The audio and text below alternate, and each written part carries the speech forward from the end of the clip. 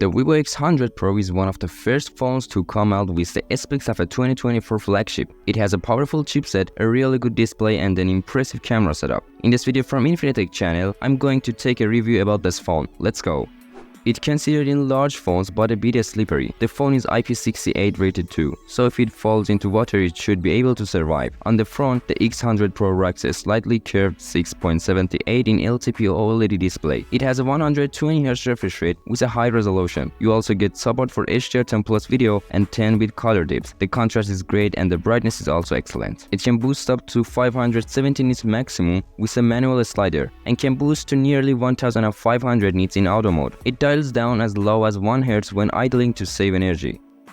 For audio, the Vivo X100 Pro has a pair of stereo speakers. They have amazing loudness and the sound quality is really impressive and well balanced. You guys, if you liked the video so far, be sure to hit the subscribe button. It has a battery capacity of 5400 mAh with a competitive battery life, and it's a good jump compared to the previous generation. The Vivo X100 Pro earned a great active use score of 13 hours and 53 minutes. The charging speed is quite impressive here, thanks to the 100-watt charging and the 120-watt adapter that comes in the box, so you're able to charge the phone from 0 to 60% in 15 minutes, but a full charge took 31 minutes. It has an optical under-display fingerprint reader, and it's speedy and reliable. The Vivo X100 Pro can come with 256 or 512 gigs or 1 TB of UFS 4 storage. The interface of the phone is Vivo's PhoneTouch OS 4, running on the top of the latest Android 14, and there are some differences in the recent apps menu. In the Vivo X100 Pro, there is a MediaTek Dimensity 9300, which is meant to be significantly more powerful than the previous generation, and the Vivo X100 Pro is neck and neck with the iQOO 2 by the way. The performance is every bit next gen, and some of the best you can get right now. The thermal management is quite good too. In a prolonged CPU stress test, the Vivo X100 Pro demonstrated great stability, and its GPU is better than many of 2024 flagship phones.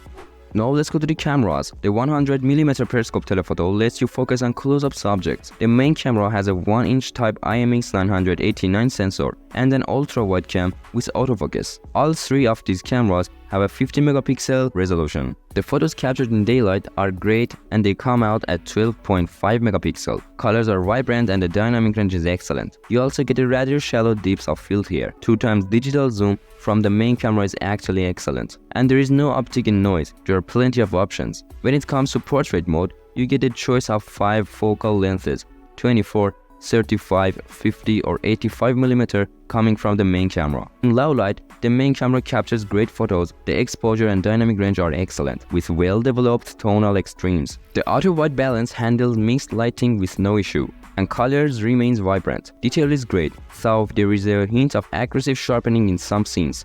4K videos from the main cam have excellent dynamic range and great contrast. The colors are express and detail is good. There's also support for 8K capture at 30 FPS. The main camera's performance remains strong. It provides 100mm equivalent or 4.3 times optical zoom, and the images are nicely detailed with natural looking textures. There is no noise either, and when you zoom farther at 10 times zoom, the results are still very good. This telephoto cam's close-up shooting capabilities are remarkable too. Even without the macro mode on, you get very good magnification and excellent detail. There is also a shallow depth of field and nice separation between the subject and background. If you turn on the macro mode and enable the bokeh, you can further enhance that separation. It will work better with some subject in background combos than others, and you can play with it to get some extreme results. At night, the telephoto cam shots have balanced exposures and wide dynamic range. The detail level is good too. 4K clips are looking nice and sharp with excellent colors and dynamic range. There is virtually no differences between 30 FPS and 60 FPS either. Now let's talk about the ultra-wide photos. They have good detail and noise performance, great looking colors and nicely wide dynamic range. However, the field of view of this ultra-wide camera actually is not that wide. At night, with auto night mode, the ultra-wide takes well-exposed shots with nicely developed shadows and well-preserved highlights. Colors are well saturated too. The ultra-wide cam's 4K